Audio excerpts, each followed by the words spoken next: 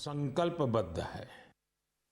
आज हर भारतीय का यही संकल्प है, हमें आतंकवाद को खत्म करना ही है। साथियों, ऑपरेशन सिंदूर के दौरान हमारी सेनाओं ने जो पराक्रम दिखाया है, उसने हर हिंदुस्तानी का सिर ऊंचा कर दिया है। जिस प्रिसिजन के साथ, जिस सटीकता के साथ हमारी सेनाओं ने सीमा पार के आतंकवादी ठिकानों को ध्वस्त किया, वो अद्भुत है। ऑपरेशन सिंदूर ने दुनिया भर में आतंक के खिलाफ लड़ाई को नया विश्वास और उत्साह दिया है। साथियों, ऑपरेशन सिंदूर सिर्फ एक सैन्य मिशन नहीं है, ये हमारे संकल्प, साहस और बदलते भारत की तस्वीर है। और इस तस्वीर ने पूरे देश को देशभक्ति के भावों से भर दिया है, तिरंगे में रंग दिया है। आपने देखा होगा, देश के कई शहरों में, गांवों में, छोटे छोटे कस्बों में तिरंगा यात्राएं निकाली गई। हजारों लोग हाथों में तिरंगा लेकर देश की सेना, उसके प्रति वंदन अभिनंदन करने निकल पड़े। कितने ही शहरों में सिविल डिफेंस वॉलंटियर बनने के लिए बड़ी संख्या में युवा एकजुट हो गए। और हमने देखा, चंडीगढ़ के वीडियो तो काफी वायरल हुए थे। सोशल मीडिया पर कविताएं लिखी जा रही थी, संकल्प गीत गाए जा रहे थे, छोटे छोटे बच्चे पेंटिंग्स बना रहे थे जिनमें बड़े संदेश छुपे थे। मैं अभी 3 दिन पहले बीकानेर गया था। वहां बच्चों ने मुझे ऐसी ही एक पेंटिंग भेंट की थी। ऑपरेशन सिंदूर ने देश के लोगों को इतना प्रभावित किया है कि कई परिवारों ने इसे अपने जीवन का हिस्सा बना लिया है। बिहार के कटिहार में, यूपी के कुशीनगर में और भी कई शहरों में उस दौरान जन्म लेने वाले बच्चों का नाम सिंदूर रखा गया है। साथियों, हमारे जवानों ने आतंक के अड्डों को तबाह किया। यह उनका अदम्य साहस था और उसमें शामिल थी भारत में बने हथियारों, उपकरणों और टेक्नोलॉजी की ताकत। उसमें आत्मनिर्भर भारत का संकल्प भी था। हमारे इंजीनियर्स, हमारे तकनीशियन, हर किसी का पसीना इस विजय में शामिल है। इस अभियान के बाद पूरे देश में वोकल फॉर लोकल को लेकर एक नई ऊर्जा दिख रही है। कई बातें मन को छू जाती है। एक माँ बाप ने कहा, अब हम अपने बच्चों के लिए सिर्फ भारत में बने खिलौने ही लेंगे। देशभक्ति की शुरुआत बचपन से होगी। कुछ परिवारों ने शपथ ली है, हम अपनी अगली छुट्टियां देश के किसी खूबसूरत जगह में ही बिताएंगे। कई युवाओं ने मेड इन इंडिया का संकल्प लिया है, वो देश में ही शादी करेंगे। किसी ने ये भी कहा है, अब जो भी गिफ्ट देंगे वह किसी भारतीय शिल्पकार के हाथों से बना होगा। साथियों, यही तो है भारत की असली ताकत, जन मन का जुड़ाव, जन भागीदारी। मैं आप सबसे भी आग्रह करता हूं, आइए इस अवसर पर एक संकल्प लें। हम अपने जीवन में जहां भी संभव हो देश में बनी चीजों को प्राथमिकता देंगे। यह सिर्फ आर्थिक आत्मनिर्भरता की बात नहीं है, यह राष्ट्र के निर्माण में भागीदारी का भाव है। हमारा एक कदम भारत की प्रगति में बहुत बड़ा योगदान बन सकता है। साथियों, बस से कहीं आना जाना कितनी सामान्य बात है, लेकिन मैं आपको एक ऐसे गांव के बारे में बताना चाहता हूं जहां पहली बार एक बस पहुंची। इस दिन का वहां के लोग वर्षों से इंतजार कर रहे थे। और जब गांव में पहली बार बस पहुंची तो लोगों ने ढोल नगाड़े बजाकर उसका स्वागत किया। बस को देखकर लोगों की खुशी का ठिकाना नहीं था। गांव में पक्की सड़क थी, लोगों को जरूरत थी, लेकिन पहले कभी यहां बस नहीं चल पाई थी। क्यों? क्योंकि ये गांव माओवादी हिंसा से प्रभावित था। यह जगह है महाराष्ट्र के गढ़चिरौली जिले में, और इस गांव का नाम है काटेजरी। काटेजरी में आए इस परिवर्तन को आसपास के पूरे क्षेत्र में महसूस किया जा रहा है। अब यहां हालात तेजी से सामान्य हो रहे हैं। माओवाद के खिलाफ सामूहिक लड़ाई से अब ऐसे क्षेत्रों तक भी बुनियादी सुविधाएं पहुंचने लगी हैं। गांव के लोगों का कहना है कि बस के आने से उन लोगों का जीवन बहुत आसान हो जाएगा। साथियों, मन की बात में हम छत्तीसगढ़ में हुए बस्तर ओलंपिक और माओवाद प्रभावित क्षेत्रों में साइंस लैब पर चर्चा कर चुके हैं। यहाँ के बच्चों में साइंस का पैशन है, वो स्पोर्ट्स में भी कमाल कर रहे हैं। ऐसे प्रयासों से पता चलता है कि इन इलाकों में रहने वाले लोग कितने साहसी होते हैं। इन लोगों ने तमाम चुनौतियों के बीच अपने जीवन को बेहतर बनाने की राह चुनी है। मुझे यह जानकर भी बहुत खुशी हुई कि 10वीं और 12वीं की परीक्षाओं में दंतेवाड़ा जिले के नतीजे बहुत शानदार रहे हैं। करीब 95% रिजल्ट के साथ ये जिला 10वीं के नतीजों में टॉप पर रहा। वहीं 12वीं की परीक्षा में इस जिले ने छत्तीसगढ़ में छठा स्थान हासिल किया। सोचिए, जिस दंतेवाड़ा में कभी माओवाद चरम पर था, वहां आज शिक्षा का परचम लहरा रहा है। ऐसे बदलाव हम सभी को गर्व से भर देते हैं। मेरे प्यारे देशवासियों, अब मैं लायंस, शेरों से जुड़ी एक बड़ी अच्छी खबर आपको बताना चाहता हूं। पिछले केवल 5 वर्षों में गुजरात के गीर में शेरों की आबादी 674 से बढ़कर 891 हो गई है। 674 से 891। लायन सेंसस के बाद सामने आई शेरों की ये संख्या बहुत उत्साहित करने वाली है। साथियों, आप में से बहुत से लोग यह जानना चाह रहे होंगे कि आखिर ये एनिमल सेंसस होती कैसे है।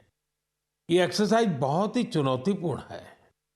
आपको यह जानकर हैरानी होगी कि लायन सेंसस 11 जिलों में 35,000 वर्ग किलोमीटर के दायरे में की गई थी। सेंसस के लिए टीमों ने राउंड द क्लॉक यानी 2400 घंटे इन क्षेत्रों की निगरानी की। इस पूरे अभियान में वेरिफिकेशन और क्रॉस वेरिफिकेशन दोनों किए गए। इससे पूरी बारीकी से शेरों की गिनती का काम पूरा हो सका। साथियों, एशियाटिक लायन की आबादी में बढ़ोतरी ये दिखाती है कि जब समाज में ओनरशिप का भाव मजबूत होता है तो कैसे शानदार नतीजे आते हैं। कुछ दशक पहले गीर में हालात बहुत चैलेंजिंग थे, लेकिन वहां के लोगों ने मिलकर बदलाव लाने का बीड़ा उठाया। वहां लेटेस्ट टेक्नोलॉजी के साथ ही ग्लोबल बेस्ट प्रैक्टिसेस को भी अपनाया गया। इसी दौरान गुजरात ऐसा पहला राज्य बना जहां बड़े पैमाने पर फॉरेस्ट ऑफिसर के पद पर महिलाओं की तैनाती की गई। आज हम जो नतीजे देख रहे हैं उसमें इन सभी का योगदान है। वाइल्ड लाइफ प्रोटेक्शन के लिए हमें ऐसे ही हमेशा जागरूक और सतर्क रहना होगा। मेरे प्यारे देशवासियों, 2-3 दिन पहले ही मैं पहली राइजिंग नॉर्थ ईस्ट समिट में गया था। उससे पहले हमने नॉर्थ ईस्ट के सामर्थ्य को समर्पित अष्टलक्ष्मी महोत्सव भी मनाया था। नॉर्थ ईस्ट की बात ही कुछ और है। वहाँ का सामर्थ्य, वहाँ का टैलेंट वाकई अद्भुत है। मुझे एक दिलचस्प कहानी पता चली है क्राफ्टेड फाइबर्स की। क्राफ्टेड फाइबर्स ये सिर्फ एक ब्रांड नहीं, सिक्किम की परंपरा, बुनाई की कला और आज के फैशन की सोच, तीनों का सुंदर संगम है। इसकी शुरुआत की डॉक्टर चेवांग नोरबू भूटिया ने। पैसे से वो वेटरनरी डॉक्टर है और दिल से सिक्किम की संस्कृति के सच्चे ब्रांड एम्बेसडर। उन्होंने सोचा क्यों न बुनाई को एक नया आयाम दिया जाए, और इसी सोच से जन्म हुआ क्राफ्टेड फाइबर का। उन्होंने पारंपरिक बुनाई को मॉडर्न फैशन से जोड़ा और इसे बनाया एक सोशल एंटरप्राइज। अब उनके यहाँ केवल कपड़े नहीं बनते, उनके यहाँ जिंदगियां बुनी जाती है। वे लोकल लोगों को स्किल ट्रेनिंग देते हैं, उन्हें आत्मनिर्भर बनाते हैं। गांवों के बुनकर, पशुपालक और सेल्फ हेल्प ग्रुप, इन सबको जोड़कर डॉक्टर भूटिया ने रोजगार के नए रास्ते बनाए हैं। आज स्थानीय महिलाएं और कारीगर अपने हुनर से अच्छी कमाई कर रहे हैं। क्राफ्टेड फाइबर्स के शॉल, स्टॉल, दस्ताने, मोजे सब लोकल हैंडलूम से बने होते हैं। इसमें जो ऊन का इस्तेमाल होता है वो सिक्किम के खरगोशों और भेड़ों से आता है। रंग भी पूरी तरह प्राकृतिक होते हैं, कोई केमिकल नहीं, सिर्फ प्रकृति की रंगत। डॉक्टर भूटिया ने सिक्किम की पारंपरिक बुनाई और संस्कृति को एक नई पहचान दी है। डॉक्टर भूटिया का काम हमें सिखाता है कि जब परंपरा को पैशन से जोड़ा जाए तो वो दुनिया को कितना लुभा सकती है। मेरे प्यारे देशवासियों, आज मैं आपको एक ऐसे शानदार व्यक्ति के बारे में बताना चाहता हूं जो एक कलाकार भी हैं और जीती जागती प्रेरणा भी है। नाम है जीवन जोशी, उम्र 65 साल। अब सोचिए, जिनके नाम में ही जीवन हो वो कितनी जीवंतता से भरे होंगे। जीवन जी उत्तराखंड के हल्द्वानी में रहते हैं। बचपन में पोलियो ने उनके पैरों की ताकत छीन ली थी, लेकिन पोलियो उनके हौसलों को नहीं छीन पाया। उनके चलने की रफ्तार भले ही कुछ धीमी हो गई, लेकिन उनका मन कल्पना की हर उड़ान उड़ता रहा। इसी उड़ान में जीवन जी ने एक अनोखी कला को जन्म दिया। नाम रखा बगेट। इसमें वो चीड़ के पेड़ों से गिरने वाली सूखी छाल से सुंदर कलाकृतियां बनाते हैं। वो छाल जिसे लोग आमतौर पर बेकार समझते हैं, जीवन जी के हाथों में आते ही धरोहर बन जाती है। उनकी हर रचना में उत्तराखंड की मिट्टी की खुशबू होती है। कभी पहाड़ों के लोक वाद्य यंत्र, तो कभी लगता है जैसे पहाड़ों की आत्मा उस लकड़ी में समा गई हो। जीवन जी का काम सिर्फ कला नहीं, एक साधना है। उन्होंने इस कला में अपना पूरा जीवन समर्पित कर दिया है। जीवन जोशी जैसे कलाकार हमें याद दिलाते हैं कि परिस्थितियां चाहे जैसी भी हो, अगर इरादा मजबूत हो तो नामुमकिन कुछ नहीं। उनका नाम जीवन है और उन्होंने सच में दिखा दिया कि जीवन जीना क्या होता है। मेरे प्यारे देशवासियों, आज कई ऐसी महिलाएं हैं जो खेतों के साथ ही अब आसमान की ऊंचाइयों पर काम कर रही हैं। जी हाँ, आपने सही सुना। अब गांव की महिलाएं ड्रोन दीदी बनकर ड्रोन उड़ा रही हैं और उससे खेती में नई क्रांति ला रही है। साथियों, तेलंगाना के संगारेड्डी जिले में कुछ समय पहले तक जिन महिलाओं को दूसरों पर निर्भर रहना पड़ता था, आज वही महिलाएं ड्रोन से 50 एकड़ जमीन पर दवा के छिड़काव का काम पूरा कर रही है। सुबह 3 घंटे, शाम 2 घंटे और काम निपट गया। धूप की तपन नहीं, जहर जैसे केमिकल्स का खतरा नहीं। साथियों, गांव वालों ने भी इस परिवर्तन को दिल से स्वीकार किया है। अब ये महिलाएं ड्रोन ऑपरेटर नहीं, स्काई वॉरियर्स के नाम से जानी जाती हैं। ये महिलाएं हमें बता रही हैं, बदलाव तब आता है जब तकनीक और संकल्प एक साथ चलते हैं। मेरे प्यारे देशवासियों, अंतर्राष्ट्रीय योग दिवस में अब एक महीने से भी कम समय बचा है। ये अवसर याद दिलाता है कि अगर आप अब भी योग से दूर हैं, तो अब योग से जुड़े। योग आपका जीवन जीने का तरीका बदल देगा। साथियों, 21 जून 2015 में योग दिवस की शुरुआत के बाद से ही इसका आकर्षण लगातार बढ़ रहा है। इस बार भी योग दिवस को लेकर दुनिया भर में लोगों का जोश और उत्साह नजर आ रहा है। अलग अलग संस्थान अपनी तैयारियां साझा कर रहे हैं।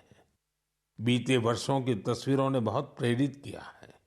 हमने देखा है, अलग अलग देशों में किसी साल लोगों ने योग चेन बनाई, योग रिंग बनाई। ऐसी बहुत ही तस्वीरें हैं जहां एक साथ 4 जनरेशन मिलकर योग कर रही हैं। बहुत से लोगों ने अपने शहर की आइकॉनिक प्लेसेस को योग के लिए चुना। आप भी इस बार कुछ इंटरेस्टिंग तरीके से योग दिवस मनाने के बारे में सोच सकते हैं। साथियों, आंध्र प्रदेश की सरकार ने योग आंध्र अभियान शुरू किया है। इसका उद्देश्य पूरे राज्य में योग संस्कृति को विकसित करना है। इस अभियान के तहत योग करने वाले 10 लाख लोगों का एक पूल बनाया जा रहा है। मुझे इस वर्ष विशाखापत्तनम में योग दिवस कार्यक्रम में शामिल होने का अवसर मिलेगा। मुझे जानकर अच्छा लगा कि इस बार भी हमारे युवा साथी देश की विरासत से जुड़ी आइकॉनिक प्लेसेस पर योग करने वाले हैं। कई युवाओं ने नए रिकॉर्ड बनाने और योग चेन का हिस्सा बनने का संकल्प लिया है। हमारे कॉरपोरेट्स भी इसमें पीछे नहीं है। कुछ संस्थानों ने ऑफिस में ही योग अभ्यास के लिए अलग स्थान तय कर दिया है। कुछ स्टार्टअप्स ने अपने ऑफिस योग अवर्स तय कर दिए हैं। ऐसे भी लोग हैं जो गांवों में जाकर योग सिखाने की तैयारी कर रहे हैं। हेल्थ और फिटनेस को लेकर लोगों की ये जागरूकता मुझे बहुत आनंद देती है। साथियों, योग दिवस के साथ साथ आयुर्वेद के क्षेत्र में भी कुछ ऐसा हुआ है जिसके बारे में जानकर आपको बहुत खुशी होगी। कल ही यानी 24 मई को WHO के डायरेक्टर जनरल और मेरे मित्र तुलसी भाई की मौजूदगी में एक MOU साइन किया गया है। इस एग्रीमेंट के साथ ही international classification of health interventions के तहत एक डेडिकेटेड ट्रेडिशनल मेडिसिन मॉड्यूल पर काम शुरू हो गया है। इस पहल से आयुष को पूरी दुनिया में वैज्ञानिक तरीके से अधिक लोगों तक पहुंचाने में मदद मिलेगी। साथियों, आपने स्कूलों में ब्लैक बोर्ड तो देखा होगा, लेकिन अब कुछ स्कूलों में शुगर बोर्ड भी लगाया जा रहा है। ब्लैक बोर्ड नहीं, शुगर बोर्ड। CBSE की इस अनोखी पहल का उद्देश्य है बच्चों को उनके शुगर इंटेक के प्रति जागरूक करना। कितनी चीनी लेनी चाहिए और कितनी चीनी खाई जा रही है, ये जानकर बच्चे खुद से ही हेल्दी विकल्प चुनने लगे हैं। ये एक अनोखा प्रयास है और इसका असर भी बड़ा पॉजिटिव होगा। बचपन से ही स्वस्थ जीवन शैली की आदतें डालने में ये काफी मददगार साबित हो सकता है। कई अभिभावकों ने इसे सराहा है और मेरा मानना है ऐसी पहल दफ्तरों, कैंटीनों और संस्थानों में भी होनी चाहिए। आखिरकार सेहत है तो सब कुछ है। फिट इंडिया ही स्ट्रांग इंडिया की नींव है। मेरे प्यारे देशवासियों, स्वच्छ भारत की बात हो और मन की बात के श्रोता पीछे रहें, ऐसा कैसे हो सकता है भला? मुझे पूरा विश्वास है कि आप सब अपने अपने स्तर पर इस अभियान को मजबूती दे रहे हैं। लेकिन आज मैं आपको एक ऐसी मिसाल के बारे में बताना चाहता हूं जहां स्वच्छता के संकल्प ने पहाड़ जैसी चुनौतियों को भी मात दे दी। आप सोचिए, कोई व्यक्ति बर्फीली पहाड़ियों पर चढ़ाई कर रहा हो, जहां सांस लेना मुश्किल हो, कदम कदम पर जान को खतरा हो, और फिर भी वो व्यक्ति वहां सफाई में जुटा हो। ऐसा ही कुछ किया है हमारी आईटीबीपी की टीमों के सदस्यों ने। ये टीम माउंट मकालू जैसे विश्व की सबसे कठिन चोटी पर चढ़ाई के लिए गई थी। पर साथियों, उन्होंने सिर्फ पर्वतारोहण नहीं किया, उन्होंने अपने लक्ष्य में एक मिशन और जोड़ा, स्वच्छता का। चोटी के पास जो कचरा पड़ा था, उन्होंने उसे हटाने का बीड़ा उठाया। आप कल्पना कीजिए, 150 किलो से ज्यादा नॉन बायोडिग्रेडेबल वेस्ट इस टीम के सदस्य अपने साथ नीचे लाए। इतनी ऊंचाई पर सफाई करना कोई आसान काम नहीं है, लेकिन यह दिखाता है कि जहां संकल्प होता है, वहां रास्ते अपने आप बन जाते हैं। साथियों, इसी से जुड़ा एक और जरूरी विषय है पेपर वेस्ट और रिसाइकलिंग। हमारे घरों और दफ्तरों में हर दिन बहुत सारा पेपर वेस्ट निकलता है। शायद हम इसे सामान्य मानते हैं, लेकिन आपको जानकर हैरानी होगी, देश के लैंडफिल वेस्ट का लगभग 1/4 हिस्सा कागज से जुड़ा होता है। आज जरूरत है हर व्यक्ति इस दिशा में जरूर सोचे। मुझे जानकर अच्छा लगा कि भारत के कई स्टार्टअप्स इस सेक्टर में शानदार काम कर रहे हैं। विशाखापत्तनम, गुरुग्राम ऐसे कई शहरों में कई स्टार्टअप पेपर रिसाइकलिंग के इनोवेटिव तरीके अपना रहे हैं। कोई रिसाइकल पेपर से पैकेजिंग बोर्ड बना रहा है, कोई डिजिटल तरीकों से न्यूज़पेपर रिसाइकलिंग को आसान बना रहा है। जालना जैसे शहरों में कुछ स्टार्टअप 100% रिसाइकल्ड मटेरियल से पैकेजिंग रोल और पेपर कोर बना रहे हैं। आप ये भी जानकर प्रेरित होंगे, 1 टन कागज की रिसाइकलिंग से 17 पेड़ कटने से बचते हैं और हजारों लीटर पानी की बचत होती है। अब सोचिए, जब पर्वतारोही इतने कठिन हालत में कचरा वापस ला सकते हैं, तो हमें भी अपने घर या दफ्तर में पेपर को अलग करके रिसाइकलिंग में अपना योगदान जरूर देना चाहिए। जब देश का हर नागरिक ये सोचेगा कि देश के लिए मैं क्या बेहतर कर सकता हूं, तभी मिलकर हम बड़ा परिवर्तन ला सकते हैं। साथियों, बीते दिनों खेलो इंडिया गेम्स की बड़ी धूम रही। खेलो इंडिया के दौरान बिहार के 5 शहरों ने मेजबानी की थी। वहां अलग अलग कैटेगरी के मैच हुए थे। पूरे भारत से वहां पहुंचे एथलीट्स की संख्या 5,000 से भी ज्यादा थी। इन एथलीट्स ने बिहार की स्पोर्टिंग स्पिरिट की, बिहार के लोगों से मिली आत्मीयता की बड़ी तारीफ की है। साथियों, बिहार की धरती बहुत खास है। इस आयोजन में यहाँ कई यूनिक चीजें हुई हैं। खेलो इंडिया यूथ गेम्स का ये पहला आयोजन था जो ओलंपिक चैनल के जरिए दुनिया भर में पहुंचा। पूरे विश्व के लोगों ने हमारे युवा खिलाड़ियों की प्रतिभा को देखा और सराहा। मैं सभी पदक विजेताओं, विशेषकर टॉप के 3 विनर्स महाराष्ट्र, हरियाणा और राजस्थान को बधाई देता हूं। साथियों, इस बार खेलो इंडिया में कुल 26 रिकॉर्ड बने। वेट लिफ्टिंग स्पर्धाओं में महाराष्ट्र की अस्मिता धोने, ओडिशा के हर्षवर्धन साहू और उत्तर प्रदेश के तुषार चौधरी के शानदार प्रदर्शन ने सबका दिल जीत लिया। वहीं महाराष्ट्र के साईराज परदेशी ने तो 3 रिकॉर्ड बना डाले। एथलेटिक्स में उत्तर प्रदेश के कादिर खान और शेख जिशान और राजस्थान के हंसराज ने शानदार प्रदर्शन किया। इस बार बिहार ने भी 36 मेडल्स अपने नाम किए। साथियों, जो खेलता है वही खिलता है। यंग स्पोर्टिंग टैलेंट के लिए टूर्नामेंट बहुत मायने रखता है। इस तरह के आयोजन भारतीय खेलों के भविष्य को और संवारने वाले हैं। मेरे प्यारे देशवासियों, 20 मई को वर्ल्ड बी डे मनाया गया। यानी एक ऐसा दिन जो हमें याद दिलाता है कि शहद सिर्फ मिठास नहीं, बल्कि सेहत, स्वरोजगार और आत्मनिर्भरता की मिसाल भी है। पिछले 11 वर्षों में मधुमक्खी पालन में भारत में एक स्वीट रिवॉल्यूशन हुआ है।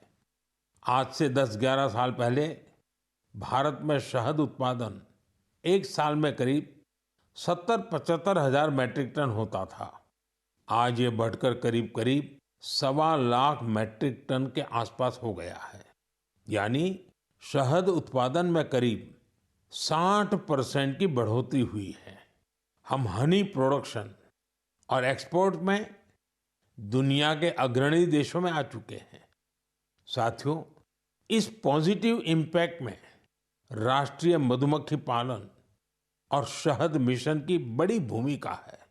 इसके तहत मधुमक्खी पालन से जुड़े हजारों किसानों को ट्रेनिंग दी गई, उपकरण दिए गए और बाजार तक उनकी सीधी पहुंच बनाई गई।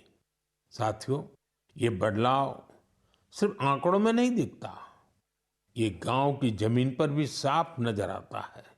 छत्तीसगढ़ के कोरिया जिले का एक उदाहरण है। यहाँ आदिवासी किसानों ने सोन हनी नाम से एक शुद्ध जैविक शहद ब्रांड बनाया है। आज वह शहद जैम समेत अनेक ऑनलाइन पोर्टल पर बिक रहा है। यानी गांव की मेहनत अब ग्लोबल हो रही है।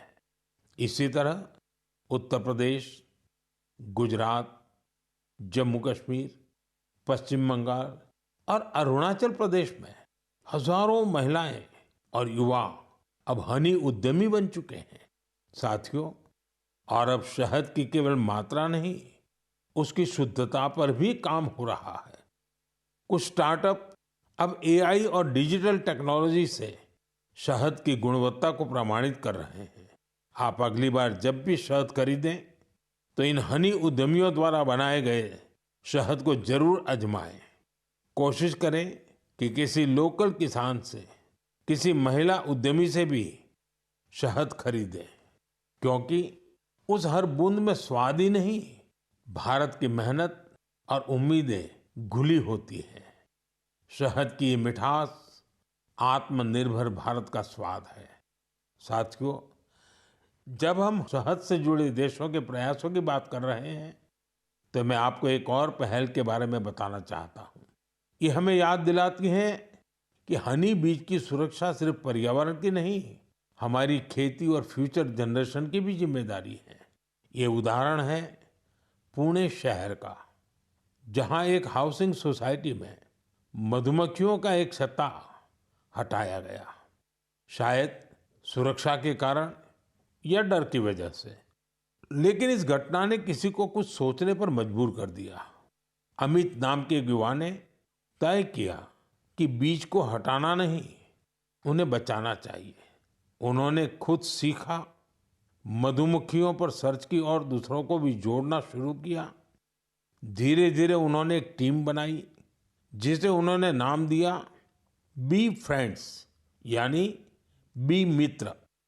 अब ये बी फ्रेंड्स मधुमक्खियों के छत्तों को एक जगह से दूसरी जगह सुरक्षित तरीके से ट्रांसफर करते हैं, ताकि लोगों को खतरा न हो और हनी बीज भी जिंदा रहे।